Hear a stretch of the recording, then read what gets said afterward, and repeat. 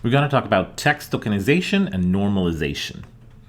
So every now and then you're going to get a document that is absolutely perfect. It has no spelling mistakes, all the words are where you need them, and you can just use it as the input for a machine learning algorithm. What's going to happen most of the time is that you're going to need to do some pre-processing to the text. Maybe you're going to have to correct a few mistakes here and there. Maybe there's some spelling variation that is actually meaningful. For example, in Twitter, you might find something like what with one A versus what with 10 A's. And you're going to have to decide if those two forms are the same or different for the purposes of your algorithm. This process is called normalization. But before we can normalize our text, we need to figure out what the words are in our text. This process is called tokenization. So if you want to see your linguist friends suffer, ask them this simple question. What is a word? So all scientific theories have constructs, and there's some constructs that are easier to justify, some are more difficult. The construct of word is a very difficult to define one. It's simple to grasp intuitively, but finding a definition of what exactly a word is surprisingly difficult. We don't have to go very far. In languages like English, for example, there's forms that could be thought of as one word or two, like contractions, like I've, like I'd, like gonna, like finna, for example. In languages like Spanish, in many Romance languages, French, Portuguese, Italian, we have forms that are called clitics.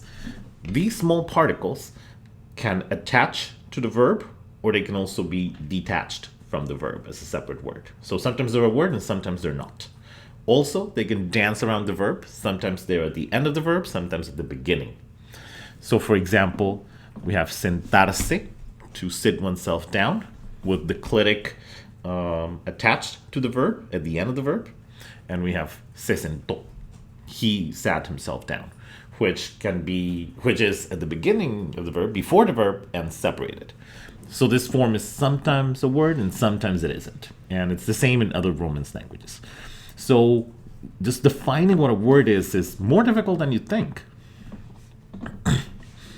And there's other difficulties as well. For example, expressions like better suited or ill-defined. Are you going to count those as one word or two? You need to figure out depending on the needs of your algorithm. For example, forms like this with an uppercase T or a lowercase t. Are you going to count those as different or the same? Forms like 1960 as in 1960. Are you going to count that as an English word? Or what are you going to do with favor versus favor, written with a U, as they do in New Zealand, or without a U, as they do in the US? How about foreign words like позволение, a word in Russian? Are you going to count that as a word in English in your collection of English texts? Again, it depends on the needs of your algorithm. But because word is such a difficult concept to define, we're going to use other concepts. For example, the concept of token. A token is just a form, like an alphanumeric form within your collection of documents. For example, in the sentence, cats are great. My cat is the greatest. Cats, cats, cats. We have 11 different tokens. Cats are great. My cat is the greatest. Cats, cats, cats. Each of them is a form, an alphanumeric form within the text. We can also count types or unique tokens. Those are the ones, that's the collection of items that occur in the document. And maybe we just want to check if the item exists or not. And that's why we want to calculate the types. So for example, this document has 8 types. Cats are great. My cat is the greatest. Notice that the word cats only appears as one unique token, as one type, even though it actually occurs 1, 2, 3, 4 times in the document. Also notice that cat and cats are different types because they're not identical. They're not identical, but they do share the same stem, which is why we have the concept of lemmas. These are forms that share the same stem within a language. So for example, The lemma cat is the stem for cat in the singular and cats in the plural. So one lemma, 2 tokens. The lemma be, from the verb to be, is the stem of are and is. So 2 tokens, 1 lemma. Great is the stem of great and greatest. 2 tokens, 1 lemma. My and the are lemmas as well.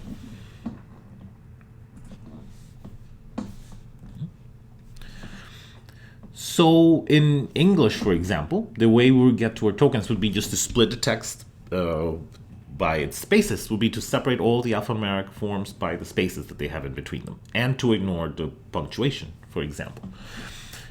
When we're going to do this not just on a sentence or a string, but on massive collections of documents. And we call those collections of documents a corpus. The plural, by the way, is corpora. So a corpus is a collection of texts. And you're going to use a corpus to examine the frequency of a word, whether a word occurs in the corpus or not. And ultimately, you're going to use the corpus to try to prove some hypothesis, maybe a linguistic hypothesis, maybe a hypothesis within your data set. There's many corpora for many languages in the world. English has some of the largest corpora, of course. There's one called the Switchboard Phone Conversations, which has people were asked to talk on the phone, and they were recorded while they were doing so. And this corpus is approximately 2.4 million tokens, and amongst them, 20,000 unique tokens. All of the work of Shakespeare has approximately 884,000 tokens and about 31,000 unique tokens or types. There's a really big corpus that we're going to study later in the class called the Google Ngrams, which is approximately 1 trillion tokens and about 13 million unique tokens.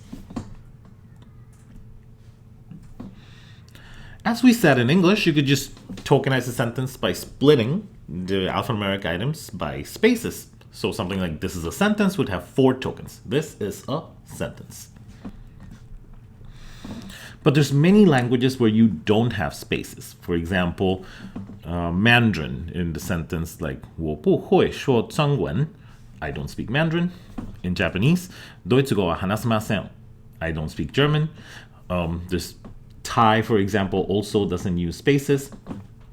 So, as you can see here, for example, in the Japanese sentence, ドイツ語は話せません, there's 3 words. German, topic, not speak. But in regular Japanese writing, those would be together. There would be no spaces in between the characters. So now you have to decide what the tokens are. How are you going to split the tokens in the text? We use an algorithm called max match. Max match depends on a dictionary. And in natural language processing, when we say a dictionary, we usually mean just a document with the list of words in the language. So you would have a list of possible words in Mandarin, and then the algorithm gets the sentence 我不会说中文, I don't speak Mandarin. The algorithm would get the first character, 我, which means I. It would get that character into a string and then search it in the dictionary and try to see if it's an item in the dictionary. It will find it, so check. It will accept that as part of a word. And we now have a maximum match of 1.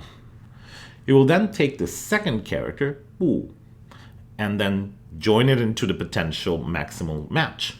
So we have 我不, I don't. And we search that in the dictionary. And we're going to fail to find it. It's not going to be there because it's not a word.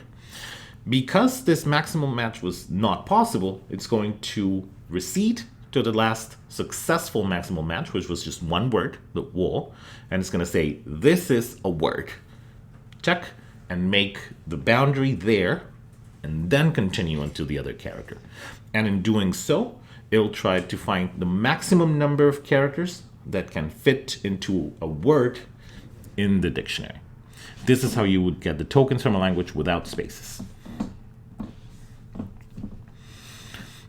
Interestingly, Splitting sentences is also not trivial. You would think that to separate sentences, you only need to get to the period and that'll be it. But there's other things with periods and dots in English text, for example. Abbreviations like doctor have dots, etc.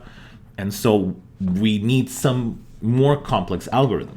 We can use something like a decision tree, for example, where we try to figure out if after our line there's a lot of enters, like blank spaces, if maybe the final character of the string is a question mark or an exclamation mark. Maybe the final element before the period is a known abbreviation like etc. or doctor. So depending on these factors, a period is going to either represent the end of a sentence or it won't. And of course, contemporary systems take training inputs and use probabilistic approaches to calculate whether something is the end of a sentence or not. And we're going to study probabilistic approaches in a couple of weeks. Finally, let's talk about normalization. Again, you need to figure out whether something that is a mistake should actually be corrected or not. Something like what versus what. Let's say you want to calculate sentiment analysis, whether there's excitement in a sentence or not. You probably want to keep these forms separate because something with more A's is going to represent more emotion. On the other hand, if you are searching for just the occurrences of the word what, you probably want to normalize these and transform the what into what, because you want to calculate these two as if they were the same item. How about forms that are very similar? For example, favor in New Zealand versus favor in the US, with or without a U. Again, you're going to have to decide what you need in the algorithm. Maybe you want to study the differences between New Zealand English and American English, and so you're going to have to keep these separate. Maybe you don't want that, and maybe you just want to figure out how often people say favor, and you're going to need to transform one into the other so that they're the same item. There's forms with uppercase and lowercase, such as the, and you're going to have to decide if you're going to transform all of them into, for example, the lowercase form. There's forms like USA versus U.S.A. And you're going to need to decide whether they're the same or different. And you always need to think before you act. For example, if you took the, and made all of them lowercase, maybe that will solve the problem for the, but it might affect other things. Words like US with all uppercase versus us in lowercase are indeed different words. So you might be introducing some errors into the system. So again, normalization entails decisions and entails thinking about these decisions.